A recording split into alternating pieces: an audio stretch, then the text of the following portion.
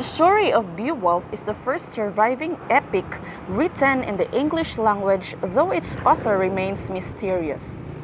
The circumstances of the poem creations are hotly debated by scholars. Many also believed that the story was conveyed orally before it took the form of the manuscript, since the only existing copy takes back to the late 10th century, originally composed in Old English. There is no evidence of a historical Beowulf, but some characters, sites, and events in the poem can be historically verified. Beowulf falls into two parts.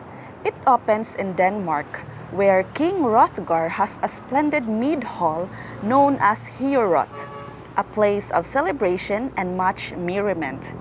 However, the joyous noise angers Grendel, an evil monster living in a nearby swamp. For 12 years, the creature terrorizes Heorot with a nightly visit in which he carries off Hrothgar's warriors and devours them. After learning of the Danes' trouble, young Beowulf, a prince of the Geats in what is now southern Sweden, arrives with a small band of retainers and offers to rid Heorot of its monster. Hrothgar is astonished at the little-known hero's daring, but welcomes him. After an evening of feasting, much courtesy, and some discourtesy at one point, one of Hrothgar's men insults Beowulf. The king retires, leaving Beowulf in charge. During the night, Grendel comes from the moors, rips open the heavy doors, and devours one of the sleeping Geats.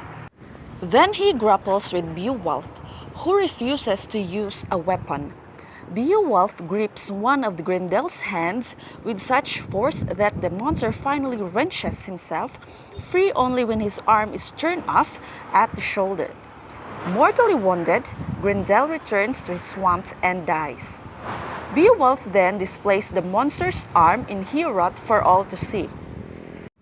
The next day is one of rejoicing in Heorot, and the feast is thrown in Beowulf's honor. However, as the warriors sleep that night, Grendel's mother, another swamp monster, comes to avenge his son's death, as she kills one of Hrothgar's men. In the morning, Beowulf dives into her mere to search for her, and she attacks him.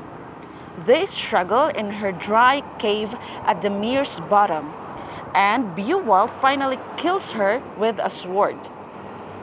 In the cave, Beowulf discovers Grendel's corpse, whose head he cuts off and takes back to Heorot. The Danes rejoice once more. Hrothgar makes a farewell speech about the character of the true hero, and Beowulf, enriched with honors and princely gifts, returns home to the Hygelac of the Geats.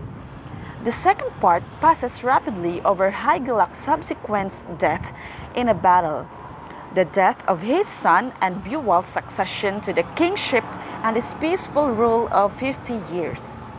However, the tranquility ends with a fire.